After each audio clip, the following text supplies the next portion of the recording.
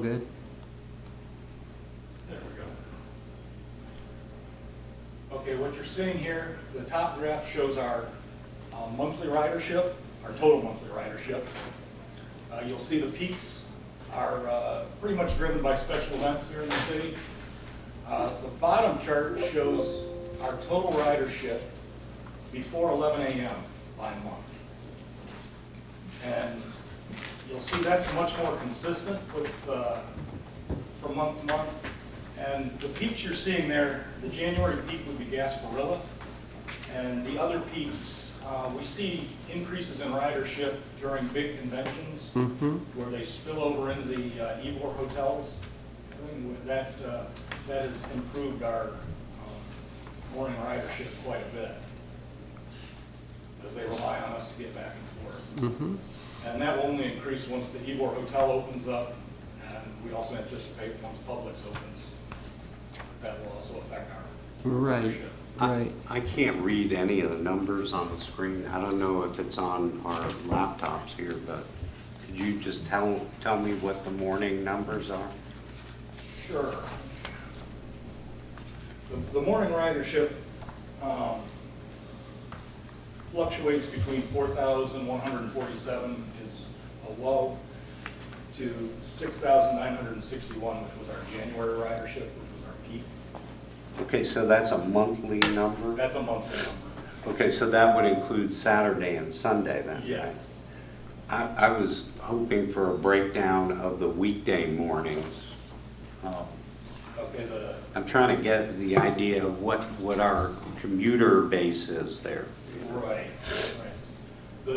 This next chart, this shows basically what our peaks are with the new service. Our total morning ridership is 54,941 for the year to date so far, including July.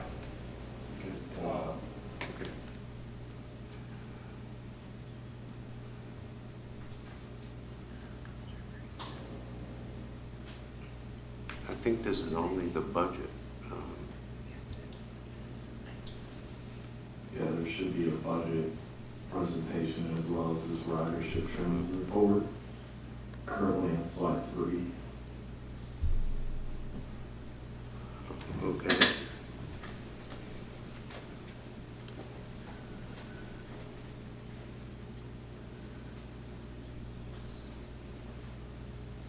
So those are monthly numbers still, or what? Where?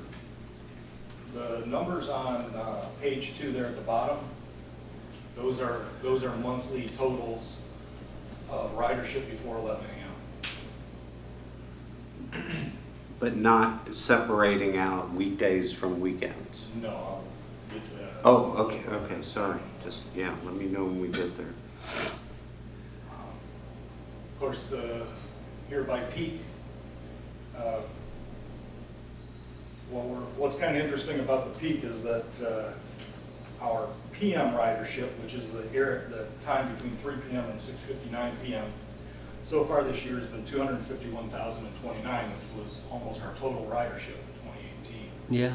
So, but I'm happy with the way this is because you're showing our ridership is fairly consistent throughout the day. Interesting. And then, of course, you see that ridership by day, Saturdays remain really strong, but we have a year full of free rides on Saturdays. So Sure. anyway. And then on the third page, what you're seeing, the total ridership by hour by day, that's just Monday through Friday. And the bottom one is total Monday through Friday during the 4 hours of the service where our peak is. And the 10 a.m. ridership being high, that's because most of the restaurants and other venues downtown, that's when they open, so that's when their workers are going into work. And we see a lot of Amalie, a lot of restaurant employees riding the cars around that time. Interesting. Are we getting any workers parking in Ybor and coming in to Water Street? I've seen a few from Coastal, which is the company that's building the Marriott. A couple of their foremen are actually doing that.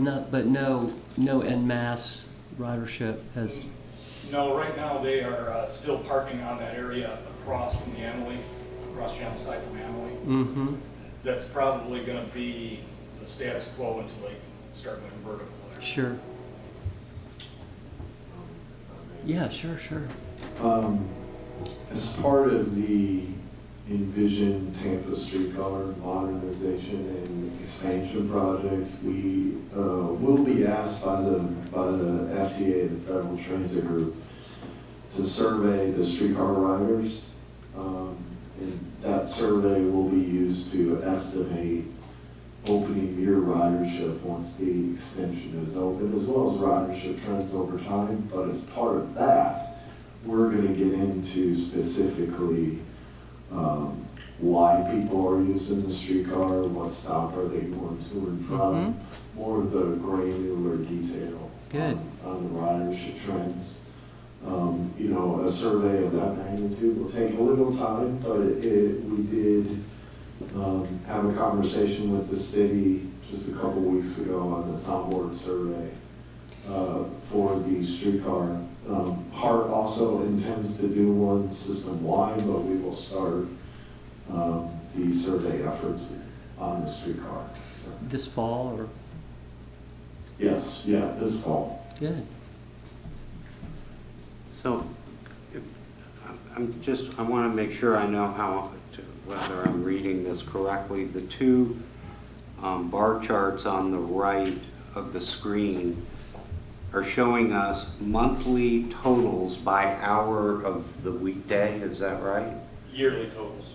Oh, those are yearly totals. Yearly totals by the 4 hours of early service. Okay. So, do you have that broken out by the day or week or? No, I can tell you our average is about 130 passengers per day at that time. Okay. Yeah, because these look like huge numbers, but if it's for the whole year, it's a little hard to sort of acclimate it to what you would imagine. So you're saying about 130 during the entire morning weekday? Yeah, that would be our period? average for the. 7 to 7 to, I guess, 10 o'clock. Yeah, 10:59. Are you seeing any trends in that, or is it? No, we are seeing, steady increases, it's not huge, but it is. And like I said, I think when some of these things come online, like the hotel down here and Sure. Publix, I think we're gonna start to see. More. I was at the city for a meeting a couple weeks ago, and they introduced me, and one of the guys came up to me after the meeting and said how much he loved this service because he's saving so much money parking in Ybor, taking the streetcar. Sure. So, word's getting out there. Good. I think the Ybor garages are busier than they used to be. I think so too. Any other questions, Dave? Is there more presentation? No, this is. Can we get a hard copy of this? I don't think, this wasn't in the backup, right? No. Right. And I'd like to come back after the fiscal year and give you a year-to-date, that pleases the board. Sure. Great. Yeah, we've got, what, 2 more months? Should be good year-end numbers. We're going to hit a Best million? we've ever seen. Hmm? Not quite. I hope so. Yeah. Well, But I think we're gonna be a little under. But not a lot. No. Excellent. Any other questions? Well, I guess October was a short month, so next year we'll have a full year's worth of service. Right. October was a short, that's right, they didn't start on October 1st. Right, it was the 5th or 6th or something. Mhm. Yeah. And it skewed the morning numbers a little bit in October because we had the rededication ceremony, and we moved a lot of people to the ceremony on the streetcar, so. I remember. Thank you very much. Thank you. The next item on our agenda is our fiscal year budget overview.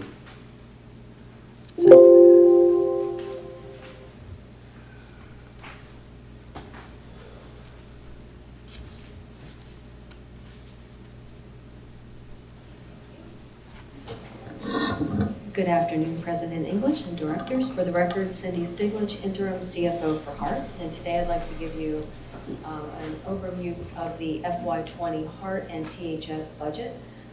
This presentation is essentially a reiteration of what I presented back in June, but today this will accompany the resolutions that you will sign in advance to the city. Okay, there we go. So as I mentioned, this did not change much from June. There was a slight change in the non-ad valorem assessment, which always normally comes out toward the end of June, which was post that meeting. But we are still presenting a relatively flat budget to FY19 at approximately $2.5 million for the HART streetcar budget. We are trending to underspend slightly, which actually will allow us to absorb some of that budget in our FY20 budget for the increased service that was introduced in April. For the second year, I'm pleased to announce that we'll still be able to offer our patrons free fares due to the continuance of an FDOT grant in the amount of $890,000 a year. Again, we're going to stay with the 15-minute frequencies that were initiated at the beginning of the fiscal year, as well as the service model that was introduced in April, and I'll demonstrate that on the next slide. And ridership, as we just heard, is expected to increase over this year, and it could even be higher than 824,000 trips in 20. But I think that's certainly a good estimate based on the numbers that you heard from Mr. Allen. So I just wanted to give you a comparison of what the service model looks like today and what will be carried forward in FY20. We introduced back in October the service model to the left. In April, that model went to 15-minute frequencies for most of the service hours.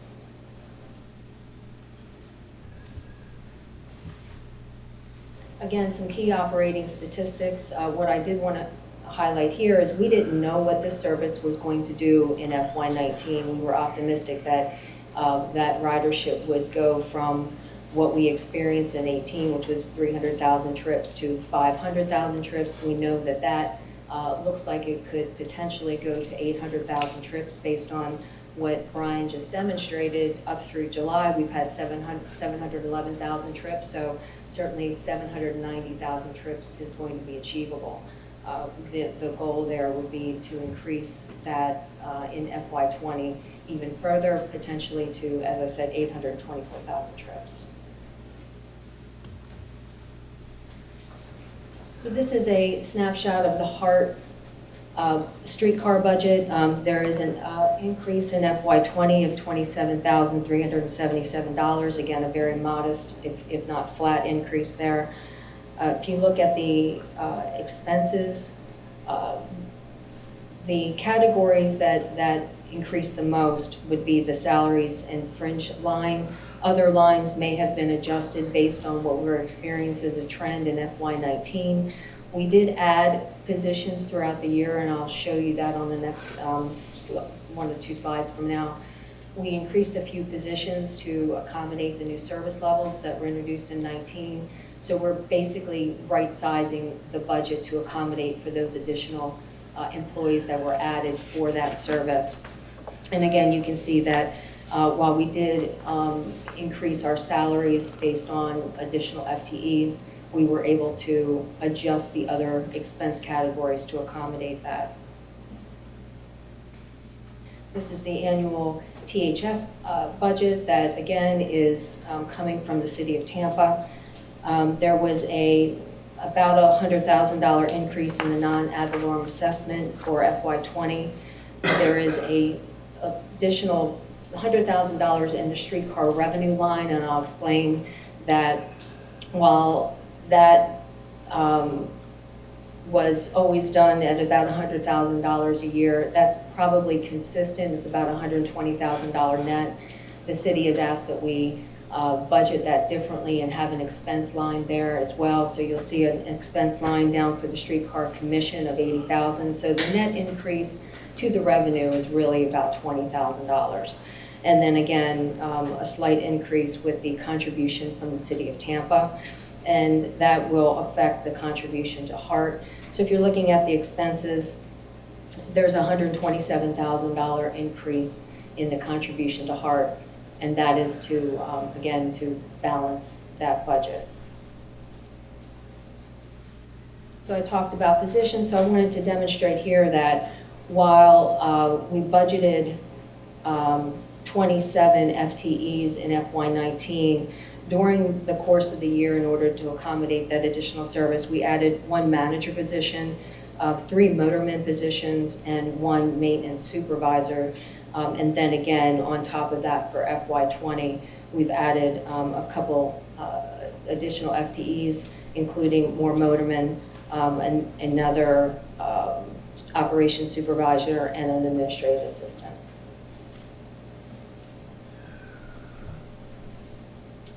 If there's any other questions or any questions, I'll be happy to entertain. Thank you. Any questions, anyone? Just a comment, there is a new city council, and they have expressed interest in a couple of issues about streetcar funding. One is what will be the impact if and when the transportation tax actually comes into being, whether or not that CRA money will still be required, and they would appreciate a presentation at some point. We have put the money into the budget, which will be approved in October, explaining that the all transportation tax is still tied up in courts, so it would still be necessary to fund, but they would appreciate a presentation at some point. Sure. Because I mean, we have do several new members. Do we know? I mean, we're not in charge of that money. Excuse me? It's HART. I mean, HART decides where that money, the HART portion is. Right. Yeah. I mean, HART and the Understand. city will decide, I guess, right? How they're going to spend that money and what gets spent on the streetcar? If and when it is applied to the streetcar. Exactly. Correct. Yeah. So their question was, again, and I told them because this has not been decided, even the apportionment has not been decided. Right. I mean, the county commission made a singular motion, but it still has to be firmed up. Oh, sure. But they would like to hear something. Sure. They're revisiting everything, basically, because they're new on the council. And Sure. Yeah, Yeah, so and if we need to organize a workshop with them as a CRA or as a city council, Certainly. We'll do, the city and I, as well as leaders of our management team, have a meeting with the city to really talk about the modernization and expansion project. And as part of that, we've had conversations about updating the tri-party agreement and all of the other details within that. That has led to taking a closer look at the operating budget. So more to come on that, but I will certainly be sure that we follow up. thank you. Oh, so we need a motion to approve this budget? You have 2 action items following this presentation if you wanted to take action on those. Yeah, let's go ahead. So you have resolution R 2019-0804 to approve the FY20 Tampa Historic Streetcar budget in the amount of $1,196,455. Let's So take- moved. We have a motion Second? and a second. All in favor, say aye. Opposed, say nay. We got an aye from Abby. Go ahead to the next one, please. Resolution 2019-08-05, approval of the FY20 HART annual streetcar operations budget in the amount of $2,541,955. Motion, So moved. second. Second? All in favor, say aye. Aye. Opposed, say nay. Thank you. Thank you very much. Ms. Reyes. Good afternoon, Ruth Williams Burkhardt for Chief Operating Officer for HART. I'm here to represent the action item for the resolution R 2019-0806, which is the approval of the 4th one-year extension of the operator's agreement for the T4 line streetcar system. For an overview, the Historic Streetcar THS contracts with HART to operate the Tico Line streetcar system. The current extension of the operator's agreement expires September 30, 2019. And the purpose of this item is to approve the renewal and the fourth one-year extension of the agreement effective October 1, 2019. Staff is recommending that the THS Board of Directors review and approve this extension of the agreement for the Tico Line streetcar system. And with that, I ask that you move that forward. Are there any changes proposed to the agreement? There are no changes at this time. Okay, I'll move approval. We have a second? Second? All in favor, say aye. Aye. Aye. Aye. Opposed, say nay. Done. Thank you very Thank much. you so much. I don't really have a report except to say that I won't be here next month and likely not, Abby possibly not next month either. I've checked, we don't have any official business pending next month. So how would you all feel about having our summer break in September? All So good? moved. We have a motion, a second. Second. All in favor, say aye. Aye. Aye. Opposed, say nay. Thank you very much. Mr. Limmer, report? I do have a few things. I'd like to start off with a staffing announcement. Carson Chambers is joining HART. If you would please stand up and say hi to the group. We've named veteran journalist Carson Chambers as Director of Communications at HART. In this role, she's set to lead a team to elevate connections between HART and, of course, our community, utilizing a wide range of communication channels. And she will also serve as the agency spokesperson. Prior to joining HART, Ms. Chambers covered several topics for about 20 years as an award-winning journalist. She's covered lots of special event activities and major news stories throughout her career. So Carson, welcome. Moving on to other elements regarding the Special Assessment District and CRA contributions. Each year, as you know, board members and staff provide an annual report to the Special Assessment District and CRAs. The report includes a financial overview as well as the streetcar performance throughout the year. To this date, the Downtown Channel District, EBOR CRAs, as well as the Tampa Downtown Partnership and the Property Managers Roundtable have all received the annual updates, which should be at your table. The Downtown and Channel District CRAs voted in favor of contributions towards the streetcar operation in the amount of $150,000 each.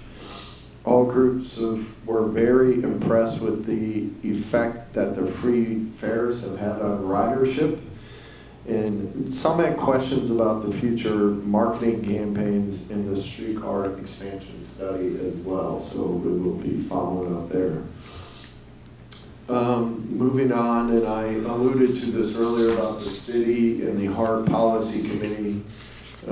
We did have our second meeting where we talked about, this was on August 8th, we talked about primarily the streetcar modernization and expansion projects. So we talked a lot about the timeline and how that related to the resolution of the all for transportation tax prior to advancing that project with the FTA for a project rating and funding request. So more to come on that. And the city and HART will be following up with this body on major milestones going forward. Then the streetcar rebuild project, HART is currently seeking a contractor to rebuild 4 of the streetcars. The project is 100% FTA funded, federally funded. We anticipate being completed by the end of fiscal year 2020 next year. Then last but certainly not least, I do want to make this board aware that there have been a couple, probably above the average number of accidents along the streetcar route. So I wanted to let you know that HART is addressing an increase in streetcar crossing accidents involving, there's actually been 7 separate accidents during the month of August.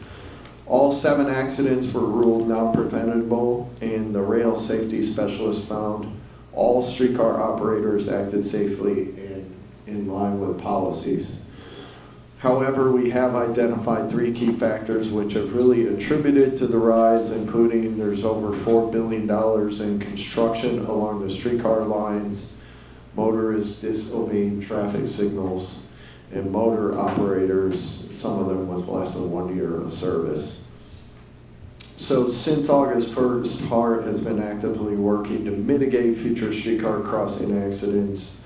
Our safety group is consistently meeting with the motor operators prior to their shifts to stress vigilance when approaching crossings.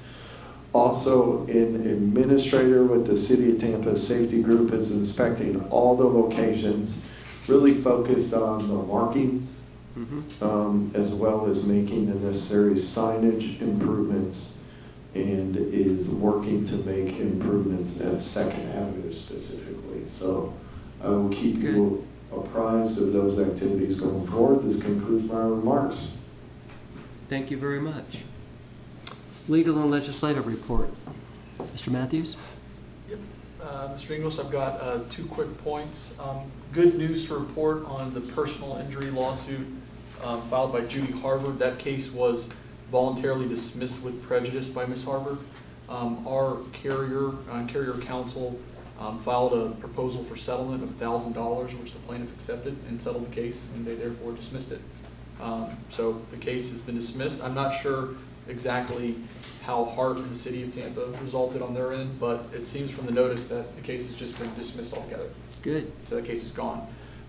In terms of the questions we dealt with before the meeting about attendance by telephone, I pulled up the bylaws, and you can attend telephonically, which will constitute your attendance at the meeting that'll count towards quorum, and you can vote as well.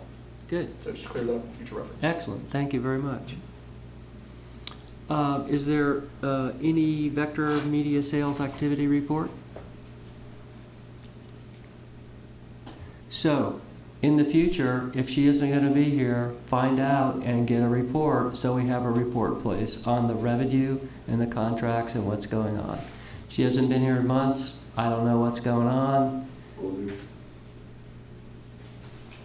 Do you wish to say what's going on? I don't see my hand.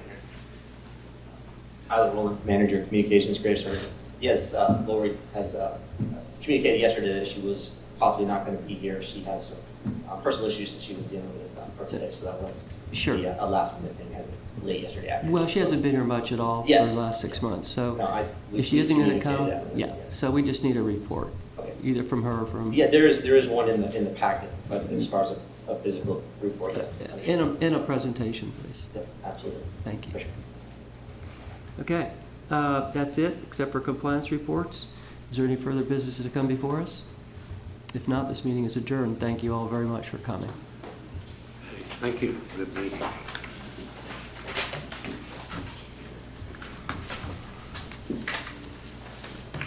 Thank you. Have a good evening. Thank you.